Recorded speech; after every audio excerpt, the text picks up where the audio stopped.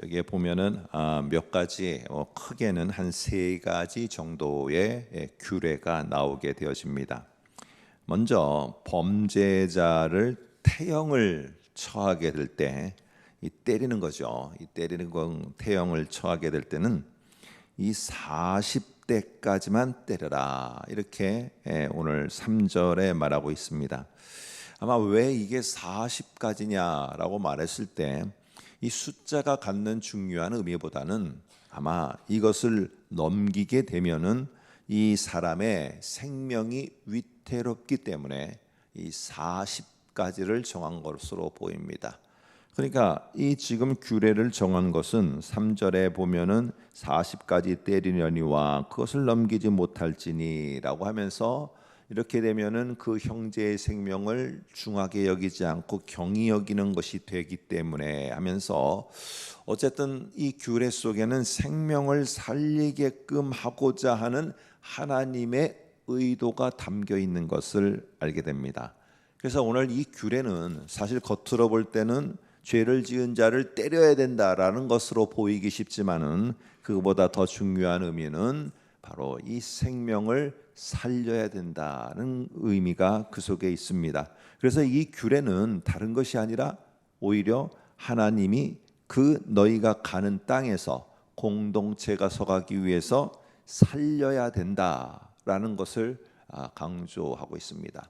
이게 사람의 생명만 아니라 오늘 나에게 할당된 영역이 있겠죠. 그러니까 그 영역을 살려야 되고 또 내가 함께 하고 있는 자들을 살려야 되고, 그러니까 이렇게 살리는 것을 통해서 공동체의 지금 규례가 계속되어지는데 오늘 그 공동체나 또 내가 속한 영역이나 그것들이 일어설 수 있음을 말합니다. 이 두 번째는 4절에 보니까 곡식 떠는 소에게 망을 씌우지 말지니라 이렇게 말합니다. 가축이 여기에 보면 곡식을 떠는 소라는 게 뭐냐면은 지금은야 탈곡기라는 게 있어서 그렇게 할 수 있지만은 예전엔 그렇지 못하고 그게 사람의 발로다는 쉽지 않으니까 이 가축을 타작마당에 펼쳐놓은 곡식단을 갖다가 이 가축을 풀어놔서 밟게 했습니다. 그러다 보니까 소가 여기에 지금 이제 대표적인 게 소인데 소가 가서 그것을 계속 짓밟는 거예요. 단을. 그래야지 거기에 알곡이 줄기로부터 분리되어져 나오게 되어집니다. 이게 사람의 발이 다칠 수도 있으니까 이 특별히 가축들 여기에 보면은 소를 통해서 계속 이게 밟게 만드는 겁니다. 그러면 거기에 결국에 이 알곡들이 떨어져 나오게 되어집니다. 그렇게 일을 하는 소에게 망을 씌우지 말아라 하는 것입니다. 왜 망을 씌우느냐? 혹시나 해서 이걸 갖다가 내가 사람이 먹어야 되는 곡식이라고 해서 그 망을 씌워서 그 일을 시키게 되면은 그 가축은 굶주리게 된다는 거예요. 그래서 여기에 핵심도 무엇이냐면은 혹여나 그 소가 그 일을 하다가 그 떨어진 곡식을 먹는다 할지라도 그대로 두라는 것입니다. 농사에 수고한 가축의 생명이 이 곡식보다 훨씬 중요하기 때문에 이 가축을 그냥 두어라. 먹으면은 먹게 두어라. 이것을 규례로다가 하나님이 정해버렸습니다.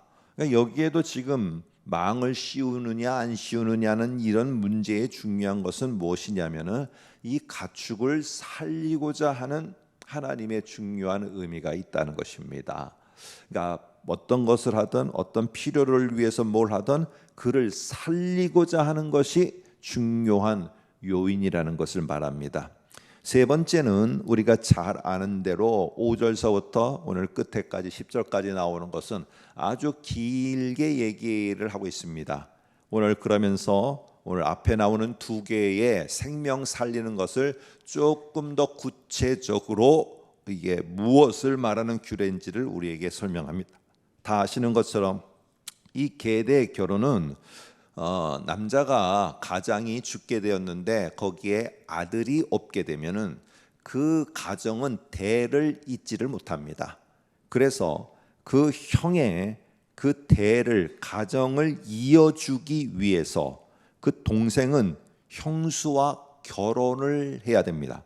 자, 오늘 이것 속에서 오늘 우리는 윤리적인 관점에서 이 부분을 생각하고 그것을 보게 되면은 야, 어떻게 형의 그 부인을 동생이 이렇게 결혼을 또 해? 이 말도 안 돼. 이런 것으로 보면은 안 됩니다. 여기에 중요한 의도는 무엇이냐 하면은 6절에 보시면 이렇게 말합니다. 그 이름이 이스라엘 중에서 끊어지지 않게 하는 게 목적이에요. 그러니까 그 가정이 끊어지게 된다는 게 고대 사회에서는 곧 죽음과 같다는 것을 알기 때문에 하나님은 어떻게 해서든지 그 이름이 이스라엘 중에서 끊어지지 않게 하는 것, 오늘 이것이 목적인 것을 여기 속에서 알 수 있습니다. 7절도 보면은 밑에서 세 번째 줄에 그의 형제의 이름을 이스라엘 중에서 잊기를 싫어하는 것, 결혼을 만일에 안 하는 거는 이거는 윤리를 잘 지켜서가 아니라 그 가정을 살리고자 하는 하나님의 의도에 대를 이어서 그것을 할 수 있도록 하는 하나님의 중요한 일에 이 사람이, 이 동생이 동참하지 않았다는 것을 말하게 됩니다. 여러분, 우리 모두는 여기에 일터나 가정이나 또 여러 가지 우리가 만나는 사람 등등 속에서 밟는 땅이 있습니다. 여기에 하나님이 이러한 규례들을 주신 이유는 무엇이냐 하면은 잊게 하라는 거예요. 잊게. 또 하나는 살리라는 것입니다. 근데 이거를 반대로 하는 경우가 우리에게 종종 있어요. 오늘 오히려 하지 못하게 만들고 오히려 그것을 이어가지 못하도록 끊으려고 만들고, 이렇게 하게 되면은 오늘 공동체나 내가 속해 있는 영역들은 살아날 수가 없습니다. 자, 그럼 우리는 이런 질문을 할 수 있죠. 그렇다면 가나안 사람들은 왜 생명을 존중히 여기는 하나님이 가나안 사람들은 다 진멸하라고 했는가 하는 것입니다. 왜 진멸하라고 했지? 여러분, 가나안의 진멸을 우리는 윤리적인 차원에서 우리가 생각하면은 이것은 답이 안 나옵니다. 오늘 이것은 신앙적인 측면, 우리가 말하는 영적인 측면, 또 다른 이면의 목적을 알아야 됩니다. 오늘 이것도 생명을 죽여라 라고 하는 것이 아니고 오히려 생명을 살려라 하는 것이 중요한 의미인 것을 알 수 있어야 돼요. 아니, 진멸해 놓고는 무슨 생명을 살리라고 합니까? 오늘 이 속에는 무엇이 있느냐 하면은 오늘 이 가나안의 사람들은 하나님이 생명을 존중하게 여기고 살리고 있게 하고 그것을 다시 일으켜 세우고 이렇게 하는 규례와 반대가 되는 학습을 사람들에게 합니다. 그래서 어떻게 하느냐? 그들은 자신의 풍요가 목적이에요. 자신의 많은 것을 얻는 것이 목적이기 때문에 이 농사가 풍요롭게 되기 위해서 그들은 무엇을 하느냐 하면은 자기의 자녀들을 불태워 죽입니다. 오늘 이게 그들의 가르침이에요.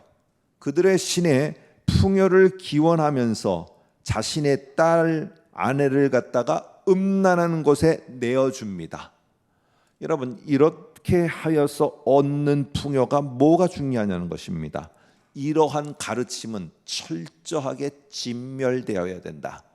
내가 풍요롭기 위해서 뭔가가 중단되도록 만들고 무엇인가 안 되도록 만들고 이렇게 되어지는 것이 있으면 그것은 가차없이 진멸시켜야 된다. 그거는 하나님의 관점에서 있게 하는 게 아니라 하나님의 관점에서 끊어버리게 만드는 것이기 때문에 아무리 좋은 것이 온다 할지라도 아무리 좋은 무언가가 주어진다 할지라도 이런 부분들은 철저하게 진멸해야 된다는 것 속에 하나님이 가나안의 그 사람들을 진멸하라고 명령을 하십니다. 여러분, 우리는 잘 오늘 이 말씀을 하면서 내가 살려야 될 부분은 무엇인가? 나의 영역 속에 있게 만들어야 될 부분은 뭐가 있는가? 나를 통해서 하나님이 세우고자 하는 것은 뭐가 있는가? 오늘 그 부분을 잘 분별해서 이번 한 달도 살리고 세우고 있는 중요한 하나님의 사역에 귀하게 쓰임 받기를 간절히 소망합니다.